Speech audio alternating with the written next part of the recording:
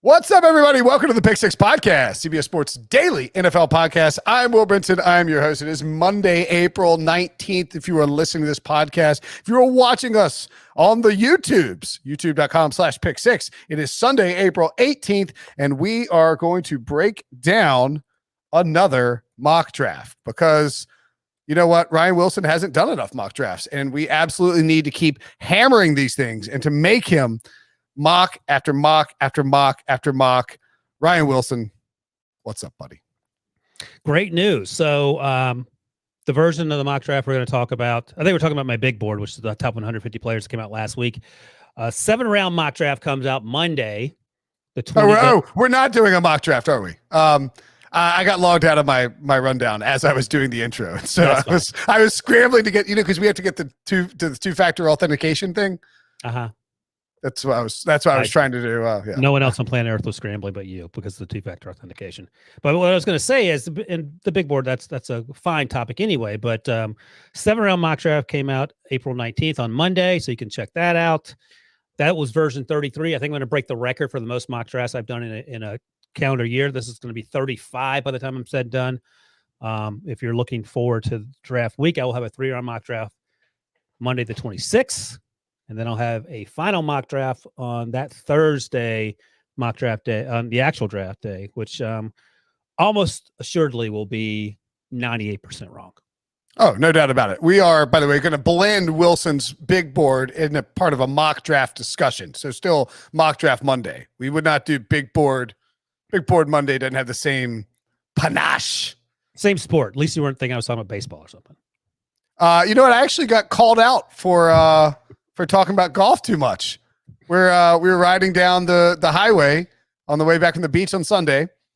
And, I like to listen to other podcasts, and I had the Around the NFL podcast on, and Dan Hans for some reason, Dan and Mark and Greg, friends of the show, were talking about golf and how they hadn't really gotten into it. And Dan out of nowhere says, well, just go look at Brinson's Twitter feed. And at this point, my wife turns and looks at me and says, did you know that was coming? I was like, no, I had no clue it was coming. She goes, you know what? If NFL podcasts are talking about your golf tweets, maybe you're watching too much golf. Did you think about that? And I said, no, you got me. I got nothing. So and then you did the money thing with the $80,000 that you won in DFS as AK trying to drive home. Yeah, just looked at it with Johnny Manziel fingers. Anyway, we're doing position rankings throughout the week. Also in the feed is a fantastic mailbag, which I think we had a pretty, forward-thinking, forward-looking discussion about the number 3 overall pick, which has become a hot topic around the NFL with the shift. Because after we had that discussion, the odds took a dramatic shift, and now Justin Fields, the favorite to be the number 3 overall pick. Mac Jones was minus 303, now just minus 105. Justin Fields minus 125. I'm sure we'll talk about that plenty more in the coming 2 weeks leading up to the draft, because certainly things seem to be shifting a little bit. As I mentioned, you can watch us on youtube.com/pick6. And a little secret for you, if you want to see the episodes free or see the episodes before, you can do that on YouTube. Sometimes they're up before the audio drops. You can watch us on your TV, on your smart TV. You can also watch CBS Sports HQ on your smart TV. And I want to fill you in on what's happening over on the HQ airwaves this week. As always, HQ is your home to start your sports news day with live updates kicking off each morning at 8 a.m. Eastern. And HQ is always your home ahead of the evening's action with live picks from the best analysts and kappas in the sports world each day at 6 p.m. But as we get closer to the NFL draft, leave HQ on throughout the day for the latest NFL news, rumors, and mock drafts ahead of round 1 on April 29th. Think of HQ as your ultimate NFL draft war room. So check out HQ on your computer, cbssports.com, or via the CBS Sports app on your mobile phone or television. It's always free. It's always on. And there will be a lot of Ryan Wilson on HQ in the next 2 weeks. I was on every day last week, especially in the 8 o'clock hour. I'll be on every day next week in the 8 o'clock hour. I think around 8:30ish, talking about the 7-round mock draft. So buckle up, people. Yeah. Wilson up in your face. And with his big board and his 7-round mock draft, let's talk about your top 10 from your big board and sort of point out discrepancies about where they might, because look, positional value matters in the NFL, right? Zach Wilson, probably not the number 2 player on your draft board, but he's probably going to go number 2 overall. There is no discrepancy, however, at the top. Trevor Lawrence, the best player in this draft, according to your big board, and the number 1 overall pick. Yeah, I feel like we're done talking about Trevor Lawrence. Like, I don't even know what else to say about him. He's not perfect, but he's pretty close to perfect. And whatever percentage close to perfection that he is, the Jaguars comfortable and they're taking him at 1. Do you think it makes the draft does it make it more boring or more like, I think the fact that Lawrence, like, there's no discussion. And I think it makes the draft a little boring because, you know what I mean? Like, Justin Fields and Mac Jones would argue that it's not been boring for them. No, I just mean that, like, there's no debate about the number 1 overall pick. It takes a little sizzle out of the draft. No, not for me, but there should be more debate about Trevor Lawrence because Trevor Lawrence isn't perfect. Like, he's not. He's better than Justin Herbert was coming out of college, but that's what he has to aspire to. The funny thing is, last year I had Chase Young as my number 1 player in my big board, and Joe Burrow was number 2, and they went the opposite 1 and 2. But the point is that, and you sort of touched on this, is that, the positional need, and Chase Young is a superstar, but Joe Burrow plays quarterback. I would imagine Chase Young could play quarterback if he wanted to, but he'd probably be pretty good at it. But Trevor Lawrence isn't perfect. So I think. No, I was going to say that, like, that's the perfect segue to the Kyle Pitts discussion, because Kyle Pitts is the number 2 player on your big board. And, like, was there any thought to Kyle Pitts? Is there any thought in your mind to Kyle Pitts being the best player in the draft if you took positional value completely off the table, or is Trevor Lawrence still better than Kyle Pitts? That's actually, I think Trevor Lawrence is still better, but that's actually a saucy Will Brinson opinion, especially late in the draft season. God, if I'd done that, the TikTokers would have come to my house and make TikToks in my driveway. I love the TikTokers. Someone left a great comment. I don't know if Debo had it, if I saw it on the Pick Six podcast, but someone said that you looked happier playing that TikTok soundbite than you were probably on your wedding day or the day your son was born. Maybe the joy on your face was unrivaled. But Kyle. No, Kyle the happiest. My favorite was watching the Chargers and Phillip Rivers defeat the Bengals in the playoffs while holding my newborn son. The Sunday after he was born on Friday, and then Sunday that game happened. Yeah, the only sad part about that story is that John Brees isn't here to enjoy it. Yeah, no. So Kyle Pitts, you had, when we talked about this on Friday's podcast too, like, you had Kyle Pitts as low as 12 in a mock draft before. How low was he on your, like, how often have you updated this big board? Not like I did it probably in early March just to get because they needed it for HQ, just the rankings. And then this is the final big board. So Kyle Pitts has always been in the top 5. He went 12 in that one random mock draft because they had a bunch of trade ups. It was for quarterback. He got pushed down. But typically I have him going no lower than 6, I think. And that would be Miami's at 6 right now. 5 of the Bengals, for the Falcons. I don't think the Falcons, I think we all agree that the Falcons probably aren't taking a quarterback at 4. So they could either take Kyle Pitts or trade down. And if a team trades up to number 4, maybe they trade for Kyle Pitts. I mean, that's not outrageous, but you would think they would trade for the quarterback. But I just don't see Kyle Pitts getting past 6 if the Bengals stay at 5 and the Dolphins stay at 6.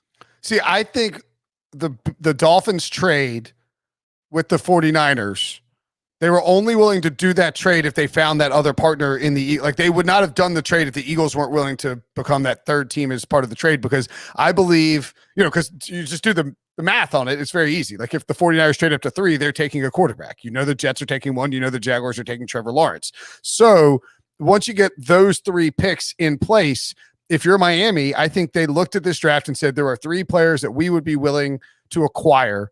Like, this is as low as we're willing to go, is 6, because we want either Kyle Pitts, Jamar Chase, or Penei Sewell.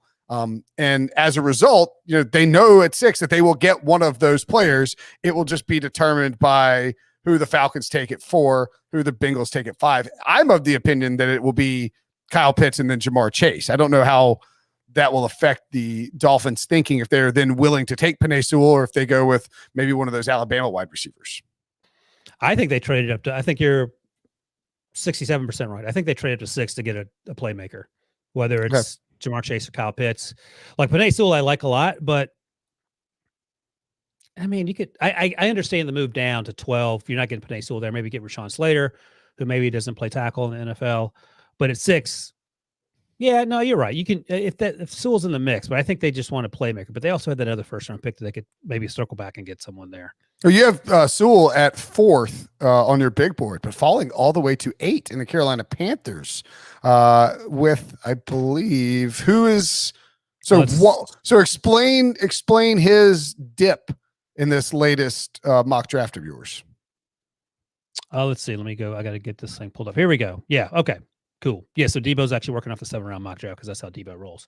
So Trevor Lawrence, Zach Wilson, then Mac Jones goes to the 49ers at 3. Kyle Pitts goes to the Falcons. There are no trades in this mock draft. We've talked about the possibility of the Falcons trading down or whatever.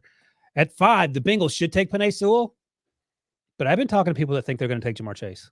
Like I think they're going to take Jamar Chase. That's idiotic, but that's why is that idiotic? Are you the meme guy who thinks it's incomplete if Joe Burrow is getting smashed in the face? That's a good meme. Yeah.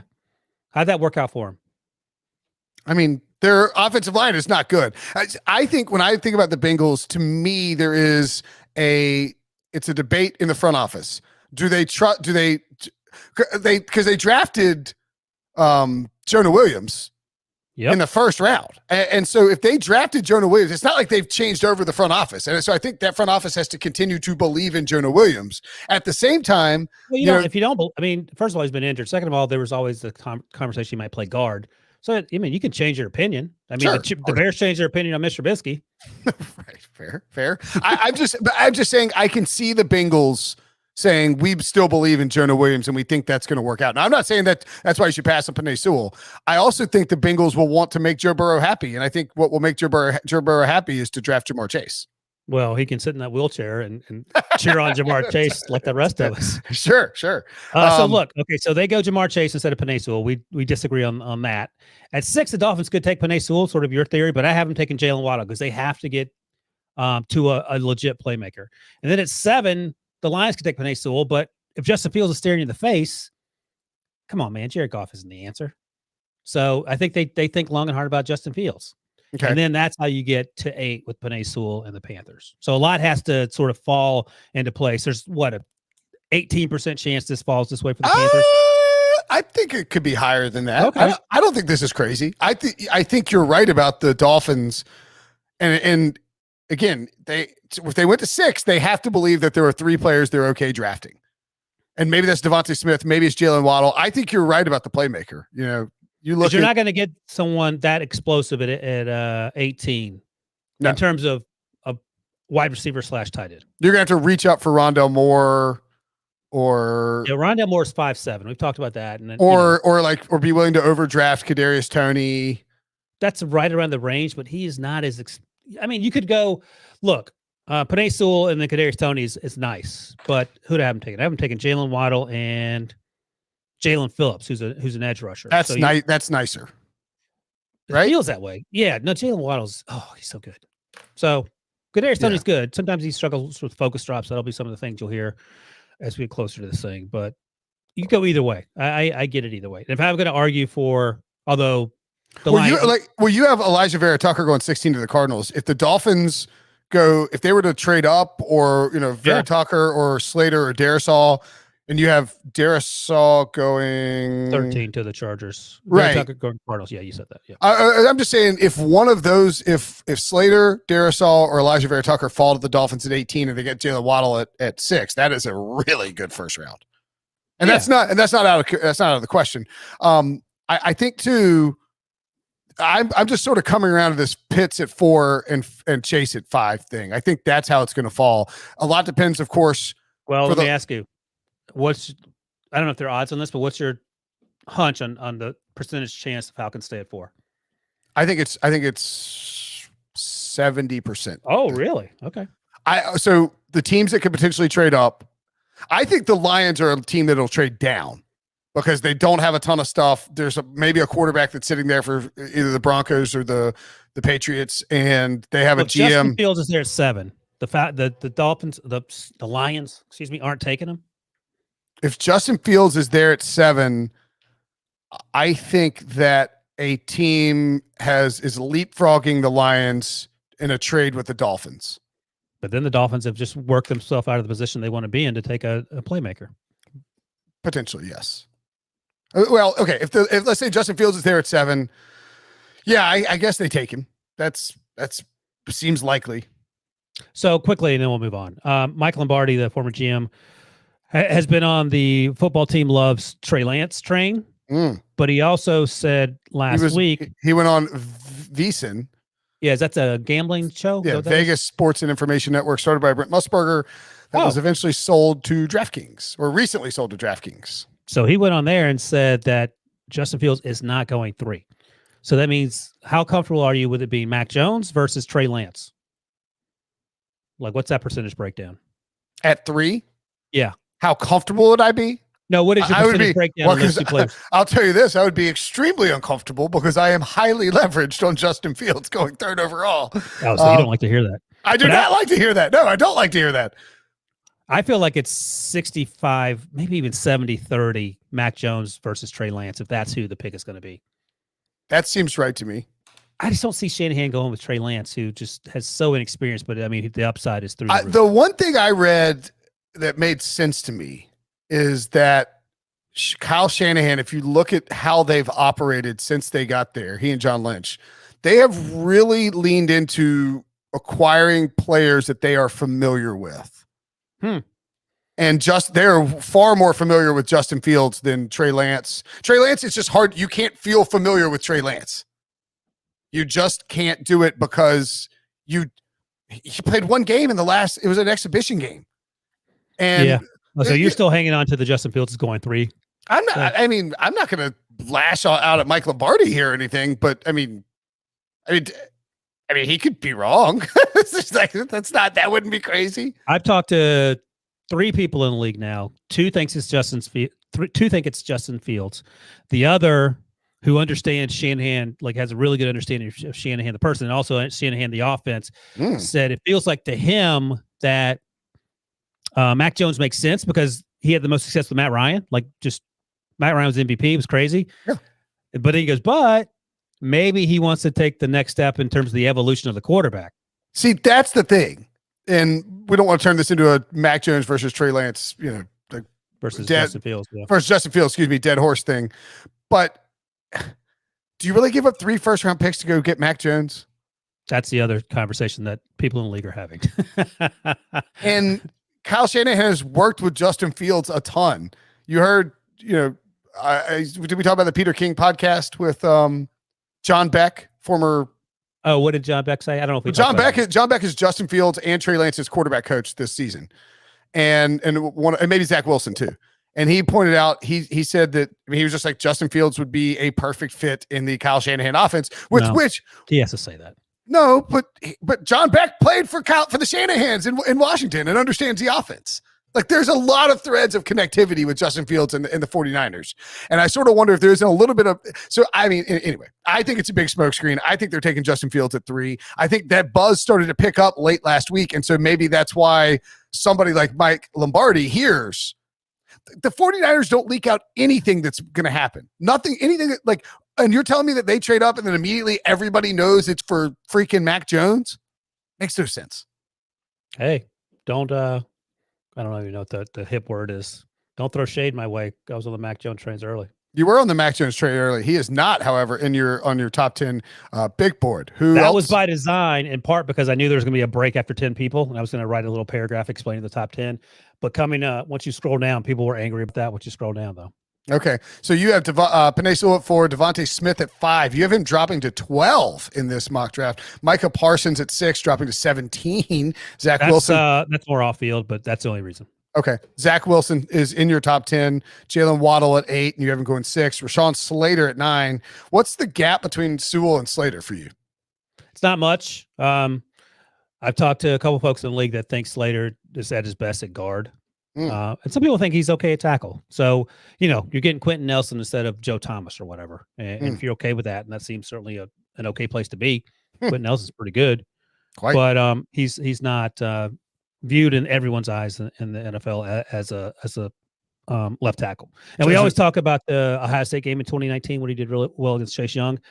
Someone pointed out that Michigan game that year where he was playing Rashawn Gary and Chase Winovich, he wasn't doing nearly as good. So, there are instances where he's dominated, instances where he's been less so. But I like Rashawn Gary a lot. Obviously, I'm going 11th overall, so he's a top 10 guy in my mind in general. Okay. And then rounding out your top 10, Patrick Surtain at number 10. You haven't big drafted number 9. So really the only huge discrepancies here are Devontae Smith and Micah Parsons. Smith falling to 12 would be pretty wild, man. Well, he weighs 170, and that's the concern. I mean, and Micah Parsons is potential off-field stuff. Those are the only 2 reasons. True or false? Smith fell to 12 because you wanted to kiss up to Debo. Yeah, I felt Debo needed some kissing up to after that Athletic article came out about the Eagles. So I gave him a playmaker. That was rough, man. Yeah, we should have dove into You that. You don't believe this, but Debo hasn't brought himself to read it yet. He just can't do it. Really? Is that true, Debo? Facts. That's something Ryan and I discussed while awaiting your presence on this call. You actually haven't read it? No. I'm in a good headspace with my sports fandom right now with my basketball team, so I'm not trying to I'm just looking forward to number 12 right now. Who's going to win the MVP, Joker or Embiid? Don't matter because I got tickets on both. Let's go. Who's Joker? Nikolai Jokic. Oh, he goes by Joker. No. Nikola Jokic. I was calling him Djokovic. Doesn't matter if you can say his name as long as you got that long shot ticket. I got Joker at 12-1. I got Embiid at 35-1 though. You got a chance. Yeah, got a chance. There's a chance. LeBron will probably ruin it, no doubt. I don't think it's crazy that Smith could fall to 12 when you start actually digging it because the Panthers. So one of Waddle or Smith is getting through the first 6 picks, and then it kind of comes down to what will Detroit do. I think the Panthers are really going to go offensive tackle unless Justin Fields is there at 8. Denver, clearly a quarterback is in play there, but I wonder if the Teddy Bridgewater connection that JLC's talked about, if that just puts them as a possible trade down candidate too. For sure. But I think Denver and Dallas make a ton of sense to go skill position guy or to go defensive players. Excuse me. Those guys ain't drafting a wide receiver. Right. Exactly. And then New York will be interesting because they could go skill position guy, but certainly if one of those big offensive linemen are there, you could see Dave Gettleman falling in love with him. And so then all of a sudden it's 12 and Devontae Smith or Jalen Waddle are there, and that's when it feels. Yeah, no, that's the math because Dave Gettleman. I've had Devontae Smith go to 11 before, but I mean, Dave Gettleman loves fat guys, and that's what usually happens. Yeah, and I can see Dave Gettleman talking himself into an offensive lineman having a greater 2021 impact on Daniel Jones's positive production than an extra wide receiver when he just paid Kenny Galladay a bunch of money. That's the Cincy Bengals Joe Burrow conversation. For sure. All right, so let's take a quick break. When we come back, where does Mac Jones rank on Ryan Wilson's big board? We'll tell you next. So at 11, who is number 11 on your big board? McCorkle. What is it? Andrew McCorkle Jones? Michael. Sure it might be Michael McCorkle Jones. Michael McCorkle Jones. Mac Jones at number 11. And number 12, Justin Fields. Wow, the shade.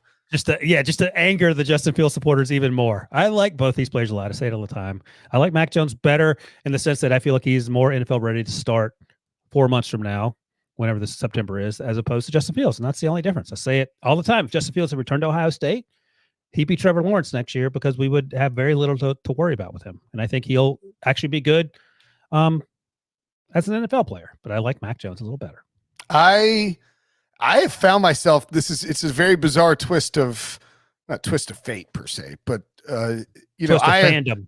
I was staunchly against Justin Fields twist of fandom is a good choice. Against Justin Fields, not as early on in the year, I just thought he struggled against the blitz and that he wouldn't be quite ready to enter the NFL. And now because of the betting markets, I'm a massive Justin Fields fan. Did you get any early money on Mac Jones or no? I did not. I wish I had, obviously. A lot of people have so I did. Now this is interesting. So I have Mac Jones over 3.5 at plus 200. So 2-1 that he is drafted 4th or later.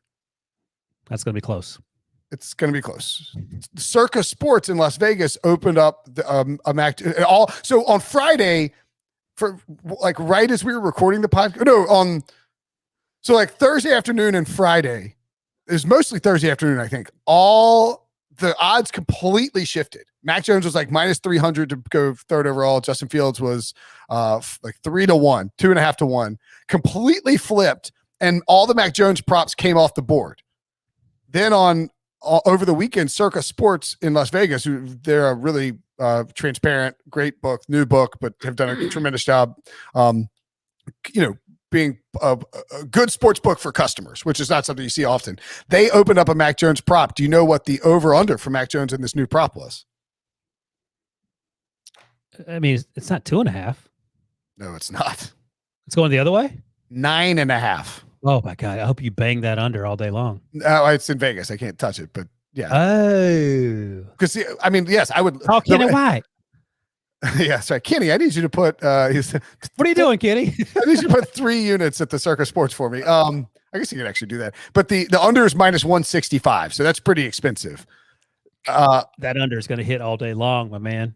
He ain't getting outside of 9. Right. He's not falling to 10. He's not falling to he's not going to fall to 5, I feel like. If he's there at 4, there's going to be some people looking to move up and get him. You think somebody will trade up to 4 to get Mac Jones? Yes. Okay. Even if it's 5 or 6 or 7 or 8, he's not getting over 9.5. I feel like I'm at the point where I don't think that anyone is going to pay the price that the Falcons want to move to 4. And the only team that might have been willing to do it was the Panthers, and they're not trading inside the division. That's just kind of where my head is. But I just don't think there's a situation where he gets outside of the top 10. Oh, I don't think he falls out of the top 10. I think he'll go. Well, then you like the under. Yeah, if I could bet it, I would, because I have the over 3.5, and I would have a sweet window to get both. So yeah, Mac Jones at 11, Justin Fields at 12 for you, JC Horn at 13, Azeez Ojulari at 14, and Elijah Vera Tucker at 15. So you like Vera Tucker. So your order of the offensive tackles is Penei Sewell, Rashawn Slater, Elijah Vera Tucker, and then Christian Darrisaw at 17. Well, the interesting thing is Vera Tucker probably almost certainly will play inside. I think he has really short. I think he had 32.5-inch arms, which is pretty short. Some teams care about that. Some teams don't. And he played really well at left tackle last year after Austin Jackson left to go to the Dolphins. But I like him better as an offensive lineman, quote unquote. He and Rashawn Slater above Christian Darrisaw. The thing about Christian Darrisaw is, and I heard this over during the season, is that play to play, he's not always locked in. Like he athletically, he does a lot of things well, but it's that, all right, you got to be focused, and it wasn't always there. So Pete likes Darrisaw a lot, and he has a chance to be good. I mean, there's no two ways about it. He's 17th for crying out loud. But I like Vera Tucker better in terms of play-by-play, and like Rashawn Slater a lot better in terms of him being able to roll in day one and play. Okay. And then edge rushers start popping up here. It really just hammers home what a weak edge class this is. Quiddy Pay at 16, Jalen Phillips at 18. You also have trades. Weak in the sense that it's not Chase Young, but I mean, this is where Caleb on Chason would be last year, and these guys are right around that sort of talent level. There's no elite edge rusher. That's kind of a big deal. That's right. There are no elite guys, but there's some good guys. We've had the two Bosas, Chase Young, and there's somebody else, maybe Miles Garrett, if you want to go back to Clowney. Yeah, I mean, there's usually one really elite edge rusher who's up there in the top 5, and that would change the dynamics of this draft dramatically if there were a top shelf edge rusher, because then if you're Atlanta, you're thinking, hell yeah, we're getting this guy at 4, right. and then it moves. It would just the importance of the edge position and pass rusher in the NFL is such that if there were a Chase Young type in this draft, it would be really interesting to see where he went. Imagine the Falcons just a year late; they would be getting Chase Young at 4. At 4, right? If he's in this draft, because although you might be, are the 49ers trading up for Chase Young, or do the Dolphins trade out of 3 if Chase Young's there? I mean, they might say no. Listen, for 3 first-round picks, probably. Ooh, that's true. Yeah, so that would have been super saucy. Yeah, but the thing is, I mentioned Jadeveon Clowney because someone put a clip on the Twitter machine last week that had the 2014 draft, the ESPN coverage with Mel Kiper talking up Jadeveon Clowney. And this must have been one of the early picks. And John Gruden, who was still working for ESPN at the time, said, it has to be Johnny Football. He is amazing. Like, I did the quarterback show with him. I know he's going to be a fantastic. Quit talking. Yeah, doing the Jonah Hill. Quit talking. There was another one where he's hyping up another quarterback too. It's like all of a sudden you're like, oh, Gruden. They should play that before every draft meeting in the 2 weeks running up to the big board presentation by the Raiders, just to remind them that John Gruden should probably cede some of that authority to Mike Mayock. Seriously. I want to tell you about the all-new Stitcher podcast app. It's been rebuilt from the ground up to make it easier to listen to podcasts on the go or on the revamped web player. Stitcher is home to all your favorite podcasts, from classics like My Favorite Murder, This American Life, and How Did This Get Made? All the CBS shows as well are on there. The First Cut, Fantasy Baseball Today, and of course your favorite podcast, the Pick Six podcast. In Stitcher, you have more control, like setting your download preferences per show and the ability to listen at virtually any speed. With Stitcher, you can listen to your podcast anytime, anywhere. So give the all-new Stitcher a try. Download it in the App Store or at stitcherapp.com/download. Okay, some other notable guys from your big board. Oh, I love when Debo takes all these, the hard names. Levi Onwuzurike. That's pretty close. Onwuzurike. Yeah. Onwuzurike. He is 30. He goes 32nd overall, I assume, to the Buccaneers, unless they traded out in your. Nope.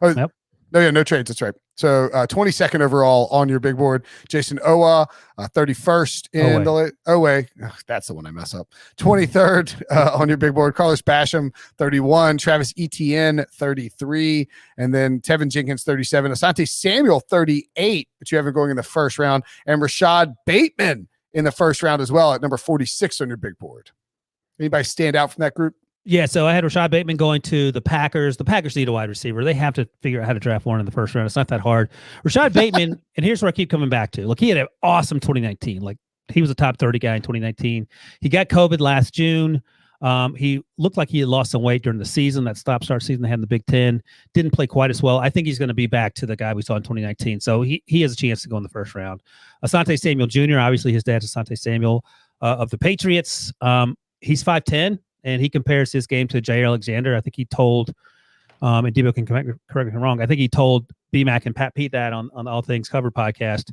And he plays sort of like Jair Alexander. So the 5'10" doesn't really bother me that much. Travis Etienne, 33rd overall on my big board, had him going 24 to the Steelers because they need help at running back. I would be happy with Travis Etienne or Najee Harris or even Javonte Williams. That would be a fun pick in the top 32 picks, because people haven't really focused on Javonte Williams, the running back out of UNC, but he's a really good player. And I saw was it Jerry Dulac maybe, who said that he thinks the Steelers will go running back in the first or second round. A lot of the local Steeler beat reporters think it's going to be running back going early, but they have a ton of needs. They cut Steven Nelson, the cornerback, offensive tackle. You know, I wish they would draft Kellen Mond, the quarterback, in round 2, but they ain't going to do that, which I find slightly annoying. But so Big Ben or ride or die, Big Ben. The other, this is an interesting take. And I'm going to, so Peter Schrager appeared on a PFF podcast and said, there are no TikToks about Peter Schrager, because the way he clapped back is clear to me that he's not used to getting you saw it. This is awesome. So Peter Schrager is on the PFF podcast and says, Kadarius Toney, Peter Schrager, friend of the podcast. I don't know. He might have bailed when he was supposed to do a mock draft before. But anyway, Kadarius Toney might go top 15. He might go before Devontae Smith. Schrags, who's a great dude, is really like he is plugged into a bunch of people around the NFL. He hears lots of things, and it would behoove people to listen to him. Austin Abbott, whoever that is, he claims to be specializing in dynasty and fantasy football, and claims good vibes only, y'all. Did not have good vibes for Schrags. We need to start holding people accountable, man. It takes like these that are simply for clicks/follows. Put out quality content, be authentic, and as always, good vibes only, Chief. At P Schrags, and then post the picture of it. Schrager responds, clicks to what? I'm not familiar with your name, but I'm sure we can have a more nuanced conversation. Ow! He said, I did it.